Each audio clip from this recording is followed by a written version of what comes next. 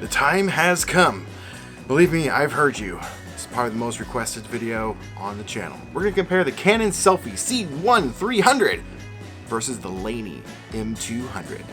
Let's do it. You know the type of guy that was a jock in high school but ended up becoming a huge nerd? You know, someone that's not afraid to make a fool of themselves on the internet. And someone that likes to shoot Polaroid a little too much. Did I say huge nerd? You know, just an ordinary, everyday guy. Well, that's me. I'm just another Chris. So, first things first, this is actually sponsored by Liene. So thank you very much for sponsoring this video. This printer is pretty good. I'm gonna dive deep into this printer and point out some pros and definitely some cons to this thing. If you guys want to see a full breakdown of the Liene 4x6 printer, I've already done it. There's a link in the description below. However, this right here is their brand new edition. It's their version 2, if you will. This is the same printer, except it has a built-in battery, so you can take this thing on the go. And I have a fun project that I want to utilize that feature for in a future video. So consider subscribing if you are interested in that. So the Canon SELPHY C1-300, man, that is a mouthful. It retails for around $130 US. And it is a Wi-Fi printer, no Bluetooth, but it does have a SD card slot and USB slot. So you can transfer photos right onto the printer itself without the need of actually having a phone, which is, you know, got some perks for that, for sure. For my personal use case, I don't really use that feature. If I'm printing photos, I'm just taking ones off of my phone or ones I've already pre-edited, take them into Lightroom and edit them up or put them into Photoshop, and then you can just wirelessly print them through the Wi-Fi. So unlike the Liene M200 printer, this does not have a built-in battery. It uses DC power, but you do have a battery option. You can buy a battery for it and make it portable, which is pretty cool. However, from my research, the prices for this range all over the place, and there's some things to pay attention to when buying batteries for this, and just buying batteries in general. The cheapest battery I found for this was around $25, and it goes upwards of $60. However, those are third-party batteries, and I have left some recommendations to those batteries in the description below. But if you want to buy directly from Canon on their website, they do have one, and it is $90 to make it a portable printer. It's kind of expensive, because then this pushes this printer well over $200 just to have that feature. Pro tip for you, look at the battery sizes. Yeah, that's kind of crucial. Batteries have what is called, you know, the voltage and all that stuff. I'm sure you're aware of that, but they also have a capacity size or running time. One thing to look out for is the milliamp hour of each battery. The larger the number, the longer it's going to last on a charge. And the lowest battery that I found you could purchase was a 1200 milliamp battery. And I found an 1800, a 2000, and a 2100 battery. And like I said, the prices range. There are some double packs I would recommend getting. It's definitely cost effective. I'll leave a link in the description.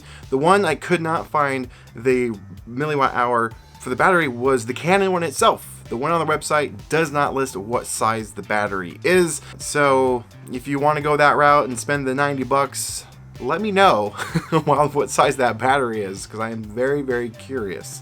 My recommendations would be, though, if you're buying a battery, go for the 2000 and up. You know, it's going to last a lot longer. So I don't have a way to compare like how long the battery will last and how many prints you can do on a battery, because the battery could be a different size and the results may vary. So keep that in mind. So like I said, this is like the version 2 of their printer, and it has that built-in battery. It actually has a 23 milliwatt hour battery. It's actually larger than the Canon batteries that you can buy. And in my test, the battery seems to hold up quite well. So let's go over the paper and the print cost to operate this printer. And this is also very unique and interesting. Liene has a 40 pack of paper, and that means you get 40 prints guaranteed, you know, right out of the box. It doesn't use ink, at least in a normal sense. It's not a liquid base. This is a thermal dye sublimation process to print photos. When it says 40 photos, you get 40 photos. But this will cost you 20 bucks, $19.99 on Amazon. I think that's pretty good. Canon's equivalent is actually not 40 photos, it is 36 photos. However, it's $18. So you get a little bit less and you save a little bit less. For about $35 to $40, you can actually get a 108 pack. So it's a little more cost effective in that regard. Speaking of paper, let's talk about the paper tray itself.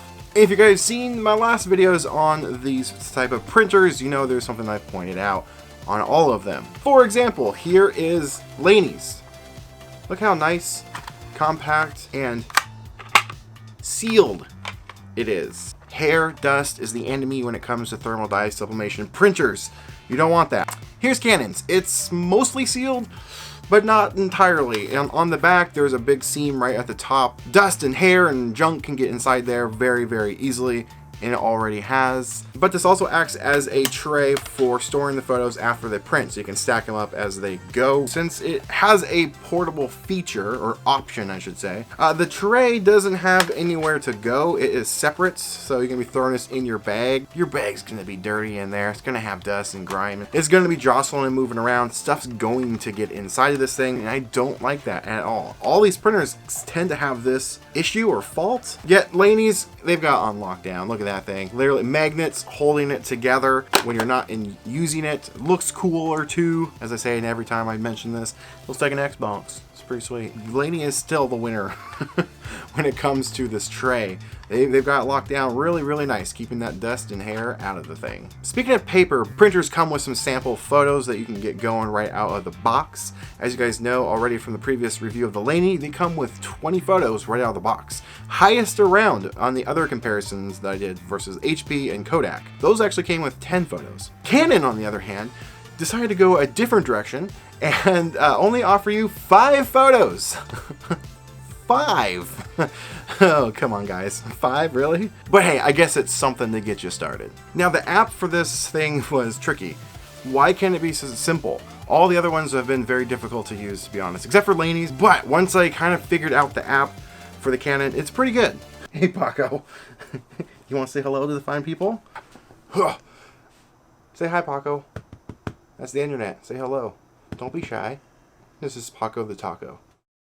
So what I found really, really confusing was I downloaded the app that was mentioned in the user manual, and the app itself was horrible, and it didn't yield any sort of options or any sort of ability to crop your image, arrange it borderless, or make a border. So like I was getting stuff like this, or I scanned a Polaroid photo and I got this. Like, what the heck? Like, this one took the full image and shrunk it down to fit. Then the second time I printed it, it took this photo and blew it up to fit the entire image. If you guys don't know these, they come with tabs you tear off, snap, and then you rip off the top. So yeah, I was having just a heck of a time figuring out how to get these to print. This was terrible. So I did a little research, and you have to actually download a second app.